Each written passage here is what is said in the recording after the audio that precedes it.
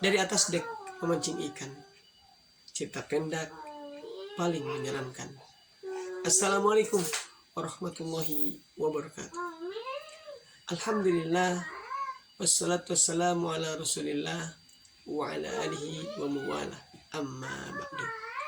Sahabat-sahabatku yang dirahmati Allah subhanahu wa ta'ala, ada sebuah ungkapan dari seseorang, hafizahullah ta'ala. Apa ungkapannya? Kata beliau, ada cerita pendek paling menyeramkan. Dan apa itu isinya? Isinya adalah, aku akan bertobat besok hari. Kemudian dia tidur dan ternyata gak bangun lagi. Masya Allah. Ini mungkin kalau kita amati, masa sih menyeramkan? Kalau kita ilik lagi, kita lihat seksama, cermati, maka memang menyeramkan.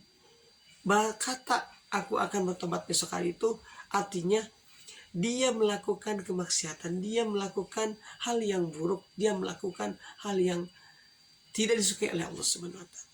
Sehingga dia berazam, bertekad, ya udah besok deh aku tobat deh. Gitu kan? Tapi ternyata apa? Ya tidur. Udah tidur. Harapan dia ketika dia bilang aku akan tobat besok, dia akan tidur kemudian akan bangun lagi. Ternyata Allah sudah takdirkan dia gak bangun lagi. Itu yang disebut dengan menyeramkan. Nah ini mudah-mudahan tidak terjadi kepada kita. Karena kasus yang sekarang sedang kita simak bagaimana dari keluarga Arab Saudi. Bayangkan ada princess atau anak raja ya, Al-Walid yang setelah kecelakaan di tahun 2005, beliau sedang belajar di London, kecelakaan mobil dan qadarullah geger otaknya sehingga ia harus koma dan sempat siuman. Dari komanya, Masya Allah, itu sesuatu yang setelah 20 tahun koma, sempat siuman. Bagaimana tidak bahagia. 20 tahun tuh dirawat. Dokter datang tiap hari dari Prancis, dari London. Untuk apa? Mengobati. Kenapa? Karena ya namanya juga anak raja. Jadi ada biaya yang tidak bisa mungkin kalau kita orang-orang biasa kayak mahal banget. Tapi itulah perjuangan seorang raja, seorang ayah terutama untuk anaknya. Setelah 20 tahun koma, terbangun.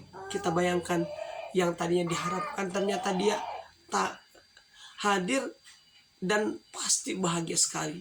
Namun ternyata takdir Allah memang sudah saatnya kembali. Setelah 20 tahun kemudian siuman dan langsung harus diambil. Dan kita kalau misalkan sedang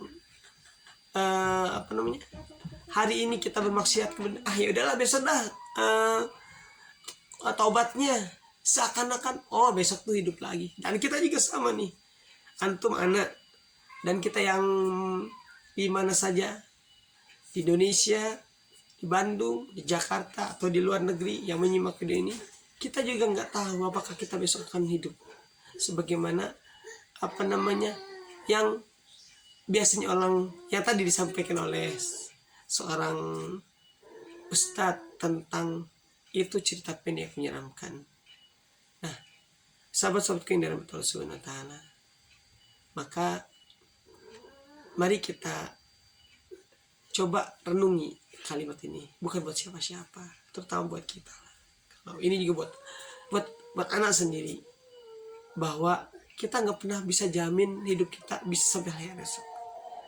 Kalau kita tahu besok itu akan meninggal, maka kita pasti all out, bahasa nenek saya ya, all out melakukan kebaikan, baca Quran, ibadah, sedekah, dan seterusnya. Dan itu juga yang disampaikan oleh salah seorang sahabat ketika menyemangati orang yang untuk berbuat kebaikan. Apa? i'malid dunyaka kannaka sa'idna insyu abadan.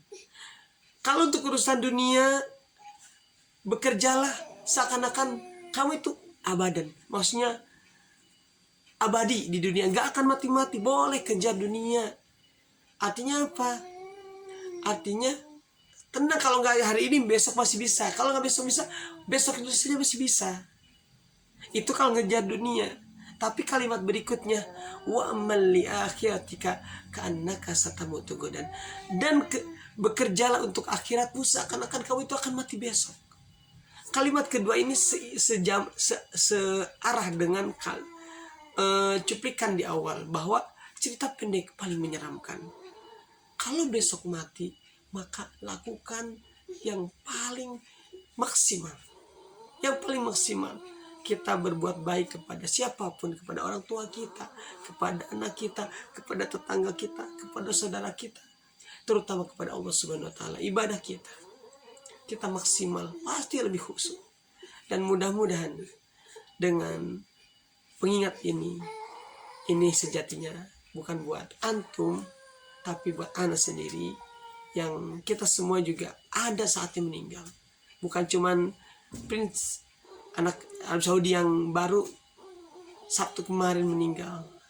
Boleh jadi kita juga besok meninggal. Kita nggak tahu. Hari ini sehat, tapi kematian nggak mengenal kesehatan. Ia tahunya kalau udah waktunya dia akan datang.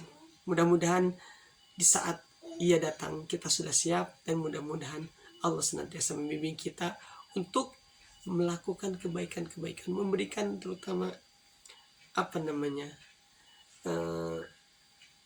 kemudahan hidayah kita, jangan sampai hilang dari diri ini, karena hidayah itulah yang akan mengantarkan kita untuk menuju surganya Allah. Dan mudah-mudahan kita bertemu kembali nanti di surga dimanapun berada bersama Rasulullah SAW. Barakallahu fikum. Kurang dalamnya mohon dimaafkan. Assalamualaikum warahmatullahi wabarakatuh.